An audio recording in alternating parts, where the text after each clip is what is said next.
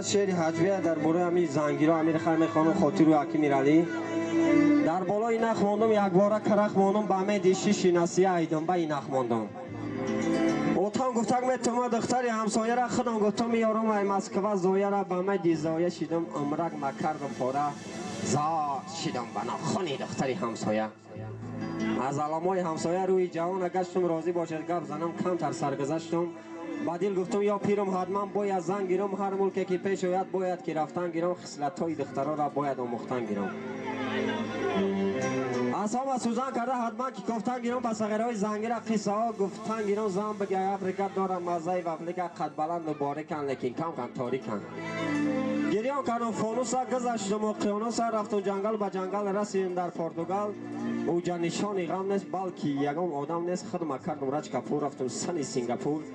یک بزیبت شدیدم راست سیگاپا فاریدم آتش گفتم میدانی صغیره یوونی و اینجا سینگاپور تا یوون را داره اگر سامالیا داری یا که ویرتالیا داری مرامت با دل پر ببرش سینگاپور بسیار قزق زنگیرم ناشرگاه تقدیرم میبرم تا بغورا دازای سینگاپورا دلو یارو شتم گریستم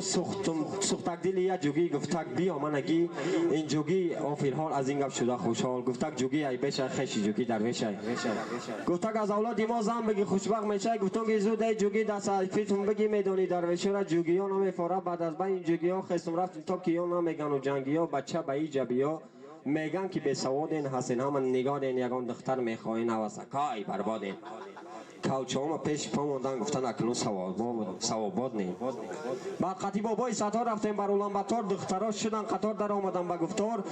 گفتم که ما درویشیم اولاد چنگیزخان ما را هواریم خود برین در هوا سیاهونیم گفتم که نه در رفتم سنی کنده از یک تیریزه دیدم شیربنا در ونا گل دخترک در ونا دراز کرده گردن میگه کاوالیرم به قورکات میکنه